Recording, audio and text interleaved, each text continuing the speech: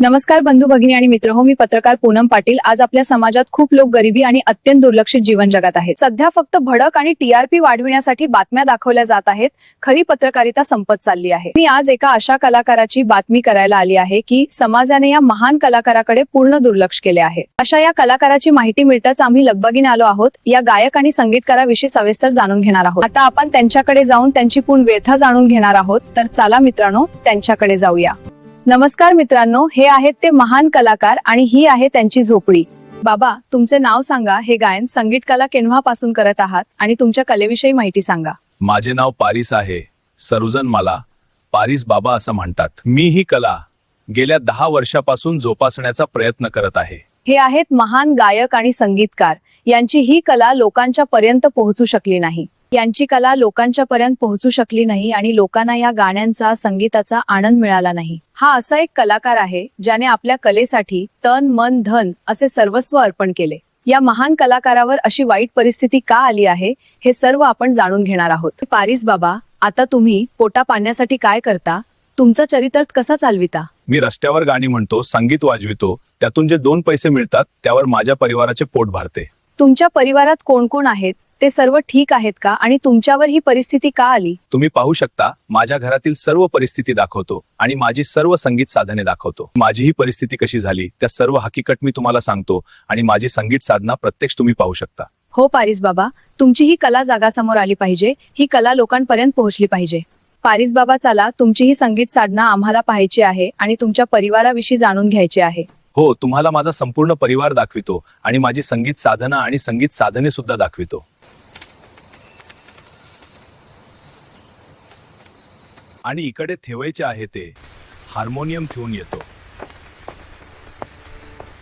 नमस्कार मॅडम, आता तुम्हाला काही विचारायचं असेल तर विचारू शकता। हा माझा परिवार आहे। खाली बसलेली माझी आई आहे, तिला मानसिक धक्का बसला आहे, ती आता वेड्यासारखं वागते। हा खाली बसलेला माझा मुलगा आहे, तो हुशार आहे पण त्याच्यासाठी काहीच करू शकत नाही कारण मी संकटात सापडलो आहे।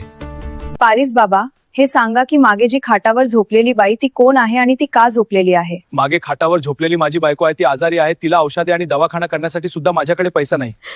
माझी पट दुखती, अंग दुखतंय, सगळं अंग दुखतंय, मला लय त्रास होतोय। आई ग, मला मरण तरी का येत नाही। नाही, ह्यो परीस बेडा आहे, ती खाटावर पडलेली बाई बेडी आहे। मला दोचक्यात शिंगावर मारू नको बाबा। ही सगळी परिस्थिती झाली आहे ती कशामुळे झालेली आहे याची माहिती सांग। मॅडम, माझं दुःख कुणाला सांगणार? तुमच्यासारखी चांगली माणसं या जगात आहेत म्हणून बरं वाटतं। ही गोष्ट फार मोठी आहे। पारिस बाबा, सांगा, तुम्ही घाबरू नका, आमच्या संस्थेकडून तुम्हाला देणगी देणार आहोत। ही गोष्ट आहे माझ्या गाण्याच्या प्रवासातील।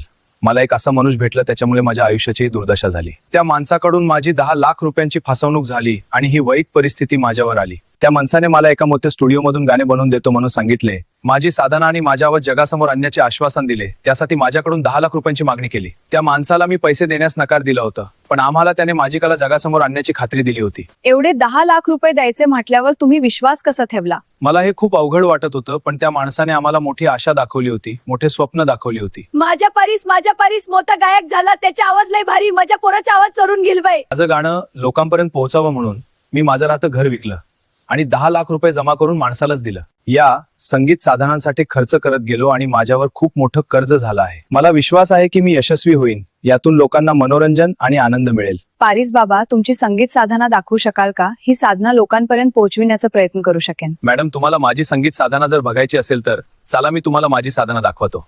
हो नक्कीच, चला तुमची साधना दाखवा। पाठीमागे आणि आसपास ही संगीत साधने बघू शकता। ही सर्व संगीत साधने मला जीवापेक्षा अत्यंत प्रिय आहेत। पारिस बाबा, तुम्ही ही कला जोपासण्यासाठी खूप मेहनत, ध्यास आणि वेळ दिलेला आहे। हा तुमचा त्याग पाहून कोणीही प्रभावित होईल। पारिस बाबा, तुमच्या या महान कार्याला सलाम। कृपा करून तुम्ही तुमची कला सादर करा। मॅडम, माझे गाणे सादर करण्यापूर्वी माझ्या आवाजात गाणे रेकॉर्ड करून ठेवले आहे, ते प्रथम ऐकून दाखवितो। हो पारिस बाबा, तुमचे रेकॉर्ड केलेले गाणे आम्हाला ऐकायचे आहे। मॅडम, कृपया तुम्ही खुर्चीवर बसून घ्या, तुम्हाला माझे गाणे आरामात ऐकता येईल। हो पारिस बाबा, तुम्ही आदर आणि आग्रहाने या खुर्चीवर बसायला सांगत आहात, यामुळे तुमच्या गाण्याचा आनंद घेता येईल।